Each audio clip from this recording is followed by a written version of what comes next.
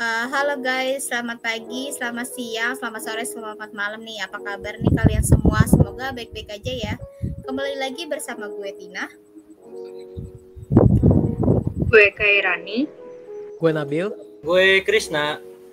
Dan gue Farel Benedis. Di acara MCT Podcast, Media Communication Technology. Pada hari ini kita akan bahas tentang ekonomi politik. Sebelum itu, pada tahu nggak sih arti ekonomi politik itu apa dan teorinya tuh ada apa aja? Kalau belum tahu, kita jelasin dulu kali ya. Nah, di sini gue sama teman-teman gue bakal bahas ekonomi politik, tapi kita pakai konsep review film. Nah, film yang kita review itu film searching. Krisna tahu nggak film searching itu apa? Udah pernah nonton sebelumnya? Gue udah pernah nonton sih. Nah, Rel, gimana pandangan lu Rel tentang film ini? Nah, kalau yang gue lihat dan katanya sih itu film plot twist banget ya. Jadi filmnya itu tuh dari keluarga bahagia nih. Keluarga ini bahagia, terus kemudian mamanya si Margot ini meninggal. Sejak mamanya Margot meninggal, sikap Margot tuh kayak berubah gitu loh. Si Margot itu sering bolos sekolah, terus dia juga katanya ngisep ganja ya kalau nggak salah ya, ngisep ganja. Nah terus dia hilang gitu loh selama 6 sampai 5 bulan gitu loh. Kemudian ayahnya nyari nih, cuman nggak ketemu karena ternyata kasusnya itu disembunyiin sama detektif. Detektif ini nyembunyiin kasusnya itu untuk nyelamatin anaknya dari kasus pembunuhan gak sengaja gitu.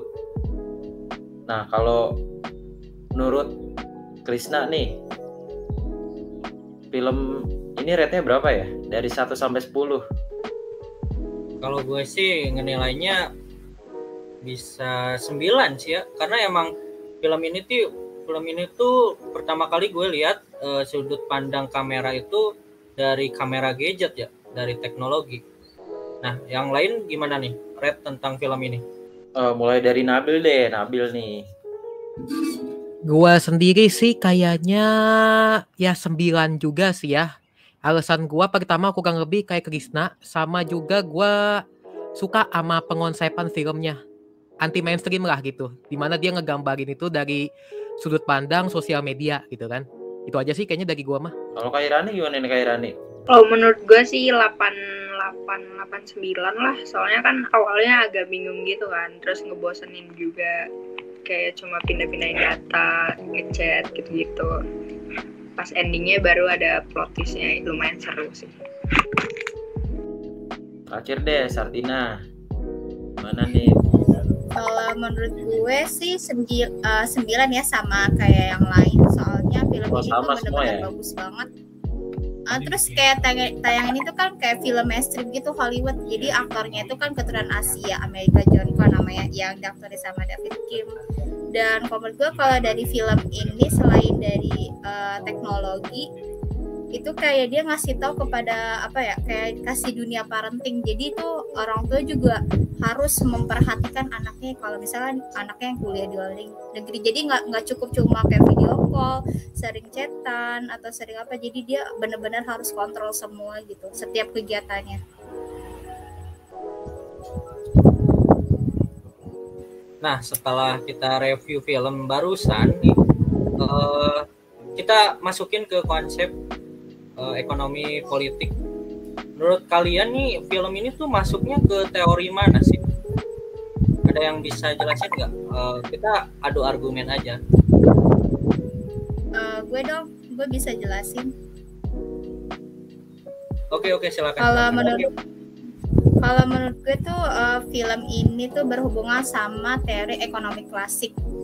Soalnya kan dari yang gue tahu tuh ekonomi klasik itu sebuah aliran pemikiran ekonomi di mana digunakan pada sekitar abad ke-18 dan ke-19. Nah, yang mempopuler ekonomi ini oleh Adam Smith. Kemudian teori ini tuh dikembangkan oleh beberapa ahli lainnya seperti David Ricardo, Thomas Malthus, dan Anne Robert. Kata kunci dari ekonomi klasik ini menurut gue tuh kayak menekankan pada kekuatan individu, sehingga dalam pelaksananya tuh kayak menolak adanya campur tangan dari pihak lain. Kan tentu kalau untuk mencapai tujuan yang ingin diperoleh dan berjalan dengan lancar, artinya semua barang atau jasa tersedia sesuai dengan kemampuan yang ia miliki. Kalau menurut gue sih sesuai sama yang di kasus film Searching sih. Mungkin Khairani bisa kasih pendapatnya. Iya, gue setuju juga sih sama Sartina. Kan di contoh filmnya tuh ada sama detektifnya yang dia gunain kekuasaannya buat nutupin kasus anaknya itu. Gitu sih.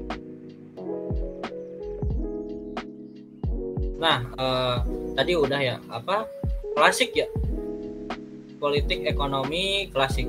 Nah, mungkin ada lagi yang mau berargumen tentang film ini tuh masuknya ke teori ekonomi politik yang mana? Kalau menurut gua sih ya, film ini tuh lebih masuk ke teori contemporary thinking sih, terutama untuk poin surveillance capitalism. Nah, bagian di film yang gua maksud itu bagian di mana si Margot ini di stalking sama si anaknya detektif yang ya bisa dibilang suka sama dia lah ya. Di sini anaknya detektif ini yang namanya Robert ini ya, dia pakai identitas palsu dengan menggambarkan dirinya sebagai seorang perempuan yang ternyata di akhir film terungkap kalau foto profil picture yang dipakai si anak detektif ini ternyata adalah foto seorang model. Ya, kalau menurut gue sih kayak gitu sih. Nah, kalau menurut gue sendiri sih, film ini tuh masuknya ke dalam teori ekonomi politik Marxis. Kenapa demikian?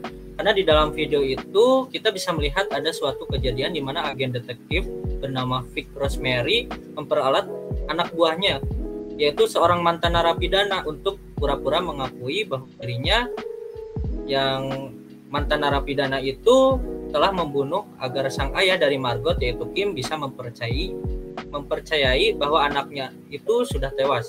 Nah, gue melihat kejadian itu merasa bahwa peran borjuis yang dikatakan oleh teori Marxis ini adalah detektif itu sendiri bernama Vic, dan kaum proletar adalah seorang mantan narapidana binaan dari detektif Vic. Kemudian mantan narapidana ini dieksploitasi oleh Vic untuk berpura-pura mengakui bahwa dia telah membunuh Margot. Setelah video pengakuan itu selesai dibuat, Vic langsung membunuh mantan narapidana tersebut. Mungkin bisa Sartina yang menjelaskan detailnya. Gue setuju sih sama pendapatnya Krisna. Soalnya kalau menurut gue tuh Karl Marx itu kan kayak dia memandang ekonomi, mempunyai pemikiran ekonomi, mampu menjadikan masyarakat yang sejahtera dengan alasan tertentu. Nah, alasannya itu tadi udah dijelasin sama Krisna.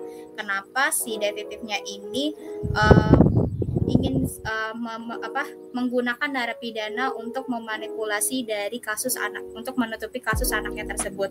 Nah, kalau pemikiran Karl Marx itu membentuk masyarakat sejahtera berdasarkan ekonomi revolusi, bukan berdasarkan keimanan. Kalau kalian melihat dari pengertian yang gue jelasin tadi, ini tuh termasuk kayak eksploitasi, di mana politik pemanfaatan yang secara sewenang-wenang atau terlalu berlebihan terhadap sesuatu untuk kepentingan tindakan ekonomi mereka, semata-mata tanpa mempertimbangkan rasa kepatutan, keadilan, serta kompensasi kesejahteraan. Dan yang gue tekankan lagi di sini, di Vic Rosemary-nya itu di film tersebut kan dia kayak gunaan kewenangan ya nggak sih, kayak dia menggunakan kewenangannya untuk memanipulasi kasus anaknya menggunakan narapidana. Kayak gitu gak sih, guys? Iya, betul. Iya, benar. Gue sepikiran sama lu. Oke, guys. Jadi kesimpulan dari argumen yang sudah kita utarakan tadi, jadi dalam film ini kita menemukan 3 teori dari semua yang ada. Di mana pertama yaitu ekonomi politik klasik, kedua ekonomi politik kontemporer thinking, dan yang terakhir itu ekonomi politik Marxis.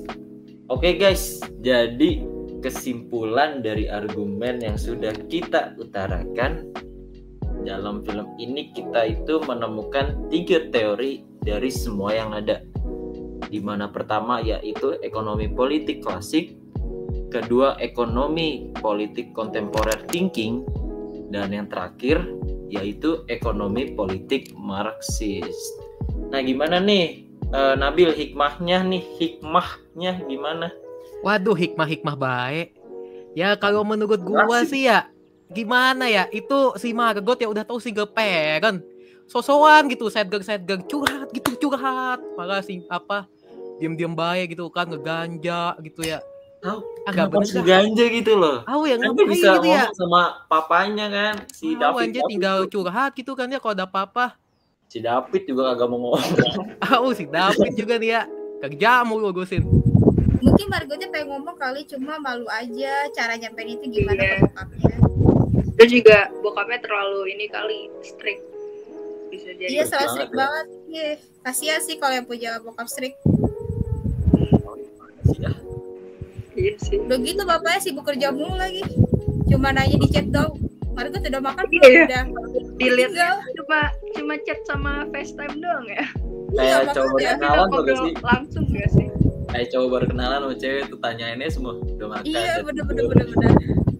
Pengalaman ya Rel ya. Oh iya jelas ini mah Farel. Oke guys, anyway bahasan kali ini benar-benar berat ya guys. Semoga kita bisa belajar dari kasus tersebut dan kita semakin ngerti apa itu konsep dari ekonomi politik. Kalau misalnya teman-teman ada saran, komentar, apapun itu bisa langsung disampaikan aja ya enggak? Nanti di website kita bakal kasih tahu kok email dan lain-lainnya. Kalau ada saran misalkan bahas kasus yang lain dong, tapi sesuai dengan ekonomi politik yang tadi, boleh banget kok. Kita bakal ulik lagi sampai kalian request ke kita. Kalau kalian juga kenal ada orang yang keren sama punya skill di bidang politik atau teknologi dan pengen kalian ulik juga ceritanya, please let us know. Dan mungkin kalau kalian juga kenal, introduce maybe saya, maybe that's all. Gue Tina. Gue Nabil. Gue Kenny. Ya, dan Nabil juga. Terus ada Farel ya. Dan gue Krisna. Oke, sampai jumpa di episode podcast selanjutnya. See you. Bye. See you. Dadah. Bye guys. Dadah.